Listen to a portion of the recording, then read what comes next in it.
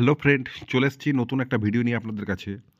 তো বীরভূম জেলার খয়রাসুল ব্লকের অন্তর্গত বারাবন গ্রামে যে ৩ দিনের নকআউট ফুটবল প্রতিযোগিতা রাখা হয়, সেখানে ১৬টা টিম অংশগ্রহণ করে। তো বাট এখানে খেলাটা হয়, প্রাইজ মানি থাকে ৳১,০০,০০০ আর ৳৭০,০০০, ৳৭১,০০০ সরি। সঙ্গে থাকে ট্রফি, বড় ট্রফি। বাট প্রাইজটা বড় মাইনে রাখে না। এখানে ১৬টা টিমের ইগো লড়াই হয়।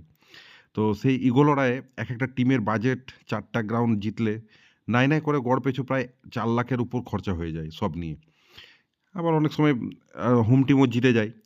আম হয়তো কোনোবার হোম টিম জিতে যায়। এবারেও যেমন হোম টিম জিতে গিয়েছিল উকড়া, যার বাজেট খুবই কম ছিল।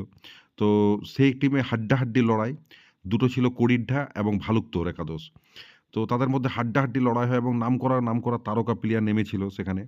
ইসরাইল নেমেছিল, বাম নেমেছিল, টেলর নেমেছিল, ডিজার নেমেছিল। আরও বড়, বড় তারকারা নেমেছিল এখানে।